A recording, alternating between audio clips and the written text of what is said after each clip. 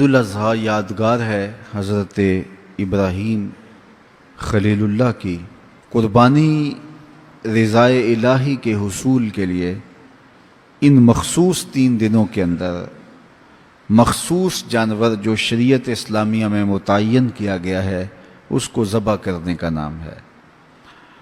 یہ بات ذہن میں رکھیں کہ عیب سے جانور پاک ہونا چاہیے۔ فقہا نے ایک سیدھا سا ضابطہ بیان کیا ہے، عیب وہ ہے جس سے منفعت یا جمال زائل ہو جائے۔ جو جانور آپ نے خریدا تو وہ ذبح کے وقت عیب دار ہو گیا، گرا، ٹانگ ٹوٹ گئی، تو کوئی ایسا واقعہ پیش آ گیا، ذبح کے وقت جو عیب ہے وہ عیب شمار نہیں کیا جائے گا، تو اس کو یوں ہی ذبح کر دیا جائے گا۔ جو جانور ہے وہ فربا ہو، موٹا ہو، تازہ ہو تو وہ افضل ہے۔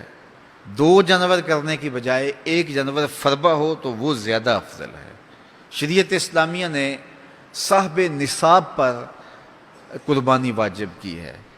نصاب وہ ہے جو ہمارے ہاں زکوٰۃ کا نصاب ہے، یعنی 52 تولے چاندی یا 7.5 تولے سونا، یا اس کی قیمت۔ زکوٰۃ کے نصاب میں قمری سال گزرنا شرط ہے، لیکن یہ جو قربانی اور صدقہ فطر ہے اس میں سال گزرنا شرط نہیں ہوتا۔ ان عید کے 3 دنوں کے اندر ایک لمحے کے لیے بھی کوئی مالک نصاب ہو گیا تو اس کے اوپر جو ہے وہ قربانی واجب ہوگی۔ پھر قربانی ہر اس شخص پہ واجب ہے جو مالک نصاب ہے۔ بعض اوقات گھر کے اندر کئی افراد مالک نصاب ہوتے ہیں تو سب پہ واجب ہوگی۔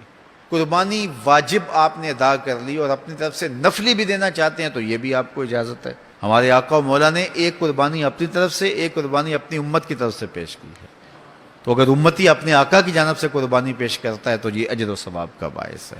3 حصے کر کے دوست احباب کے لیے، غرباء کے لیے اور اپنے لیے تقسیم کر لیں تو یہ قربانی کی روح کے مطابق ہے۔ سارا اگر خود استعمال کرنا چاہیں تو بہرحال اس کی بھی اجازت ہے، لیکن قربانی کی روح کے منافی ہے۔ جس کو گوشت لگتا ہے اس کو کھال بھی لگتی ہے۔ جس طرح گوشت آپ خود بھی کھا سکتے ہیں تو کھال خود بھی استعمال کر سکتے ہیں، یعنی آپ کھال کا مسلح بنا کے گھر رکھ سکتے ہیں، کھال کو اپنے گھر کی کسی ضرورت میں جو ہے وہ لا سکتے ہیں، لیکن قربانی کی کھال بیچ لیں اور اس کی قیمت اپنے مصرف میں لائیں یہ نہیں کر سکتے۔ قربانی کی کھال اگر بیچ لی ہے تو اس کے پیسے صدقہ آپ کر سکتے ہیں، کسی دوست کو دے سکتے ہیں، کسی غریب کو دے سکتے ہیں۔ تو قربانی کی کھال جس کو مرضی دیں، لیکن بہتر یہ ہے کہ قربانی کی کھالیں مدارس دینیہ کو دی جائیں، چونکہ یہ مستحق بہت زیادہ ہیں۔ مدارس دینیہ کے بجٹ کا زیادہ تر انحصار قربانی کی کھالوں پہ ہوتا ہے۔ کسی زمانے میں مدارس دینیہ کے لیے، مساجد کے لیے اور خانقاہوں کے لیے امراء، رؤساء اور حکام جاگیریں مقرر کرتے تھے اور ان کا نظم و نسق چلتا تھا۔ ہمارے دیہاتوں میں آج بھی مسجدوں کے نام پہ 8-8، 5-5، 6-6 جو ہے وہ ایکڑ نام ہوتے ہیں اور مسجد کی ضروریات اس کے محاصل سے پوری ہوتی ہیں، لیکن اب تو مدارس دینیہ کا انحصار رہ ہی قربانی کی کھالوں، زکوٰۃ فنڈ اور لوگوں کے تعاون اور مخیر حضرات کی کوشش سے رہ گیا ہے۔ اس لیے اپنے مدارس کی طرف بہت زیادہ توجہ دینے کی ضرورت ہوتی ہے اور قربانی کی کھالیں کوشش کر کے خود مدارس دینیہ کے اندر پہنچائیں۔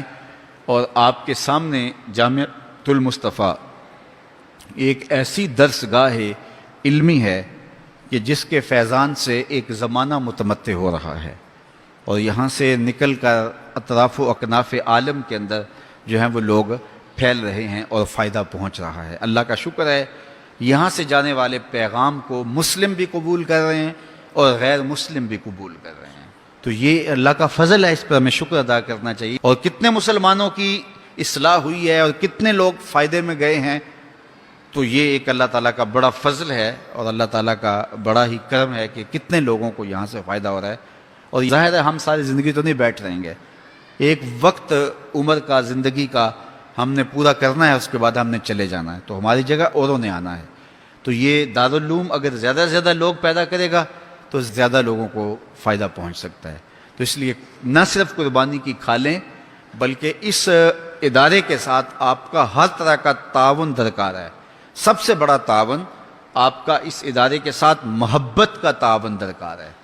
آپ اس مرکز سے اپنی عقیدت کا رشتہ، اپنی محبت کا رشتہ جو ہے وہ وابستہ کریں۔ جس طرح عشق کیا جاتا ہے، پیار کیا جاتا ہے، اس مرکز سے آپ پیار کریں، اس مرکز سے آپ محبت کریں.